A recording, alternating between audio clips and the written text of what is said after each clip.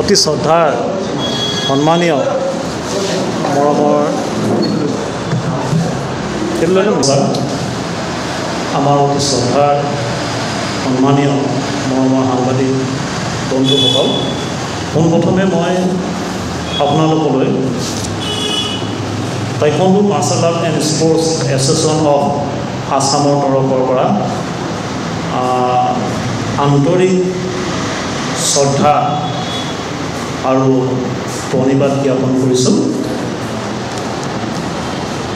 আমাক ভাৰত চৰকাৰৰ মান্যতাপ্ৰাপ্ত ভাৰতৰ ministry of youth and sports এফেয়াৰ্ছৰ স্বীকৃতিপ্ৰাপ্ত ভাৰতীয় ৰাষ্ট্ৰীয় টাইকোৱাণ্ডো ফেডাৰেশ্যন ইণ্ডিয়া টাইকোৱাণ্ডোৱে আমাক এটি অতি গধুৰ আৰু বৰ দায়িত্বশীল কাম অৰ্পণ কৰিলে আৰু এই কামটি আপোনাসৱৰ আশীৰ্বাদ সহযোগৰ অবিহনে কেতিয়াও আমি সাফল্যমণ্ডিত কৰিব নোৱাৰিম। পোনপ্ৰথমে মই যোৰহাট জিলা তথা অসমৰ সমূহ ৰাইজৰ পৰা আশীৰ্বাদ প্ৰাৰ্থনা কৰি তেওঁলোকৰ আশীৰ্বাদ বিচাৰিছোঁ আৰু আমাৰ সকলো মৰমৰ খেলুৱৈ যিসকল ইয়ালৈ আহিব, অভিভাৱকসকল, আমাৰ কোচসকল, প্ৰশিক্ষকসকল, সকলোৰে পৰা মই যোগাত্মক সহযোগ আপোনালোকৰ জৰিয়তে কামনা কৰিছোঁ। আমাৰ ভাৰত চৰকাৰৰ যি ক্ৰীড়াৰ প্ৰতি যি আগ্ৰহ, এতিয়া আমাৰ মাননীয় মোদীজীৰ নেতৃত্বত ভাৰতে ক্ৰীড়া ক্ষেত্ৰত যি বিপ্লৱ সূচনা কৰিছে, সঁচাকৈয়ে শলাগ ল'বলগীয়া। আৰু সেই বিপ্লৱৰ এটি ইভেণ্ট খেলো ইণ্ডিয়াৰ জৰিয়তে ভাৰত চৰকাৰে গাঁৱে ভূঞে সুপ্ত হৈ থকা প্ৰতিভাসমূহ চিনাক্ত কৰি বিশ্ব দৰবাৰলৈ লৈ যোৱা প্ৰয়াস, তাৰ প্ৰয়াসৰ এটি অংশ আস্মিতা লীগ অকল মহিলাৰ বাবে অনুষ্ঠিত কৰা হয় আৰু গোটেই ভাৰতবৰ্ষতে ভাৰতৰ বিভিন্ন অঞ্চলত আস্মিতা লীগ অনুষ্ঠিত কৰি তাৰ পৰা সুপ্ত প্ৰতিভাসমূহ অনুষ্ঠিত হয়। ঠিক তেনেকৈ আমাৰ অসমৰ উত্তৰ পূৰ্বাঞ্চলৰ কাৰণে ভাৰত চৰকাৰৰ মান্যতাপ্ৰাপ্ত ইণ্ডিয়া টাইকোৱাণ্ডোৱে এতিয়া বৰ্তমান যিমানবিলাক চৰকাৰৰ ইভেণ্ট আছে সকলোবিলাক ইণ্ডিয়া টাইকোৱাণ্ডোৱে অনুষ্ঠিত কৰিব আৰু ইণ্ডিয়া টাইকোৱাণ্ডোৰ অসম ৰাজ্যিক শাখা ইণ্ডিয়া টাইকোৱাণ্ডোৰ পৰা স্বীকৃতিপ্ৰাপ্ত হিচাপে আমি আছোঁ। Taekwondo martial art and sports association of Assam India টাইকোৱাণ্ডোৰ এফিলিয়েটেড ষ্টেট বডি হয় আৰু সেই অনুসৰি ইণ্ডিয়া টাইকোৱাণ্ডোৱে আমাক যোৰহাটতে আস্মিতা লীগখনি অনুষ্ঠিত কৰাৰ দায়িত্ব অৰ্পণ কৰিলে আৰু আমি 23, 24, 25 তাৰিখে আমি যোৰহাটৰ DPS দিল্লী পাব্লিক স্কুলত আমি খেলখনি অনুষ্ঠিত কৰিম আৰু ইয়াতে আমাৰ অসমৰ দলটো অসম জোনৰ দলটো বাছনি কৰা হ'ব। গতিকে ইমান এখন গুৰুত্বপূৰ্ণ খেল, ইয়াত আমাৰ খেলুৱৈসকলৰ ভৱিষ্যত জড়িত হৈ আছে। এখন চৰকাৰী খেল, কেন্দ্ৰীয় চৰকাৰৰ খেল। আমি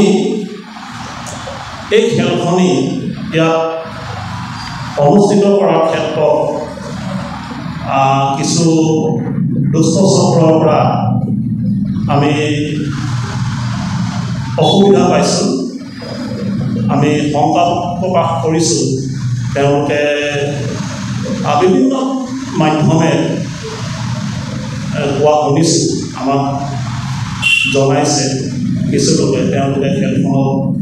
অপ্ৰীতিকৰ পৰিস্থিতি সৃষ্টি কৰিব পাৰে তেওঁলোক কিবা দল বান্ধি সাজু হৈছে গতিকে আমি আপোনালোকৰ জৰিয়তে আমি প্ৰশাসনক এই কথা অৱগত কৰাইছোঁ যাতে কাইলৈৰ পৰা অনুষ্ঠিত হ'ব লগা अस्मिता दिवस যদি কিবা অপ্ৰীতিকৰ পৰিস্থিতি সৃষ্টি হয় তেতিয়াহ'লে এই দুষ্ট চক্ৰটো সম্পূৰ্ণৰূপে জগৰীয়া হ'ব আৰু প্ৰশাসনে আগতীয়াকৈ যাতে এই খেলখনি সুৰক্ষা দায়িত্ব লয় তাৰ বাবে আমাৰ বিনম্ৰ অনুৰোধ আমি পৰৱৰ্তী অনুৰোধ জনাইছোঁ আৰু এই দুষ্ট চক্ৰটোৱে এই খেলখনৰ বিষয়ে আৰু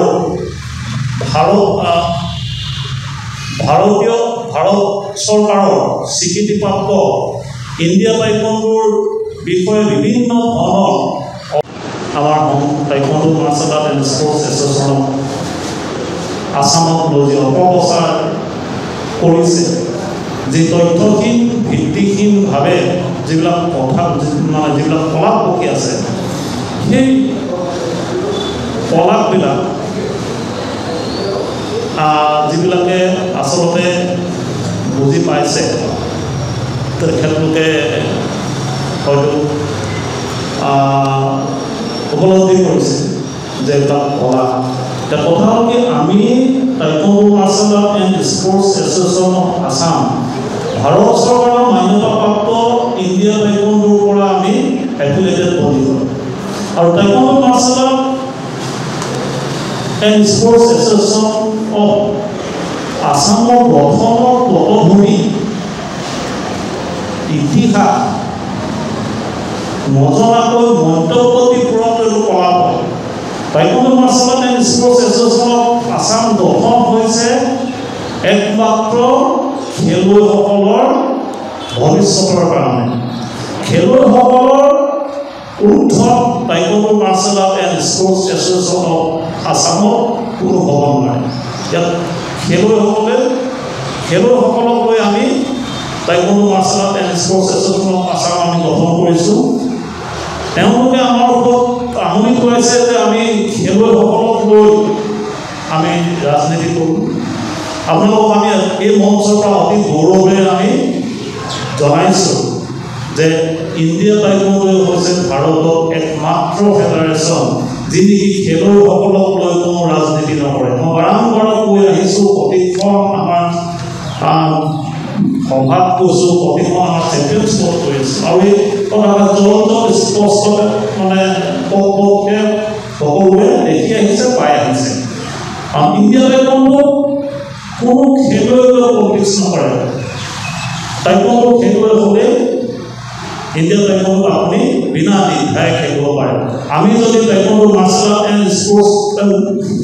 এছ'চিয়েশ্যন অফ আছামে খেলুৱৈসকলক লৈ যদি পলিটিক্স কৰিলোহেঁতেন আমি কিন্তু অসমত নজিৰবিহীন ইতিহাস আমি সৃষ্টি কৰিব নোৱাৰিলোহেঁতেন আমি 2022 চনত taekwondo martial art and sports association of Assam গঠন হোৱাৰ পৰা প্ৰতি বছৰে আমি আন্তঃৰাষ্ট্ৰীয় পৰ্যায়ত এছিয়ান চেম্পিয়নশ্বিপ ৱৰ্ল্ড চেম্পিয়নশ্বিপ আদি কৰি আন্তঃৰাষ্ট্ৰীয় প্ৰতিযোগিতাবোৰত প্ৰতি বছৰে আমি অসমৰ পৰা খেলুৱৈ কঢ়িয়াই আহিছোঁ আৰু এইবাৰ ইতিহাস সৃষ্টি কৰি গোটেই ভাৰতবৰ্ষতে ইতিহাস সৃষ্টি কৰি অসমৰ 14জনকৈ খেলুৱৈ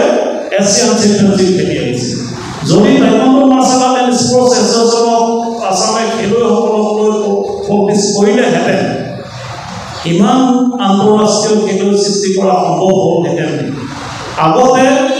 কোনোবাই কৰিছে নেকি আমাৰ যোনবিলাক নৰ্মছ দিছে যিহেতু এইটো এটা চিলেকশ্যন প্ৰক্ৰিয়া গতিকে আমাক মানে তাৰ পৰা যি উদ্বোধন কৰ্তৃপক্ষই নীতি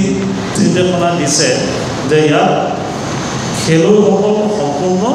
নিজা খৰচত থকা খোৱা অহা যোৱা কৰিব লাগিব আৰু এই খেলখনিত কোনো মানে এণ্ট্ৰি ফিজ নাই, কোনো মাচুল নাই, সম্পূৰ্ণ ফ্ৰী, সম্পূৰ্ণ বিনামূলীয়া। আৰু আমাৰ যিসকল টেকনিকেল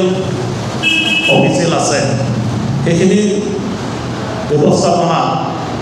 আমি আয়ুক্ত কমিটিয়ে কৰিছে। তেখেতলোকক যোৰহাটৰ বিভিন্ন হোটেলত ৰখা হ'ব, তাৰ বাবে প্ৰস্তুতি লৈ গৈছে। আপোনাৰ সপোনৰ ঘৰখন কেনে হ'ব? আপোনাৰ সন্তান আৰু আপোনজনৰ সৈতে কেনেদৰে কটাব আপোনাৰ আজৰি সময়? এই সকলোবোৰ সমস্যাৰ সমাধান লৈ শুভম গ্ৰুপে আপোনাৰ বাবে লৈ আনিছে আপোনাৰ সপোনৰ ঘৰখন। 362টা ফ্লেটযুক্ত শুভম গাৰ্ডেনৰ সফল নিৰ্মাণৰ পাছতে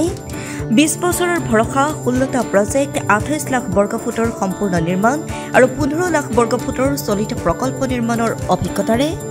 যোৰহাটত শুভম গ্ৰুপে নিৰ্মাণ কৰিছে দ্বিতীয়টো প্ৰজেক্ট শুভম পাৰ্ক। অত্যাধুনিক সা সুবিধাৰে নিৰ্মিত শুভম পাৰ্কত আপোনাৰ আৰু আপোনাৰ সন্তানৰ বাবে থাকিব club, badminton court, community hall, kids play area, splash পুল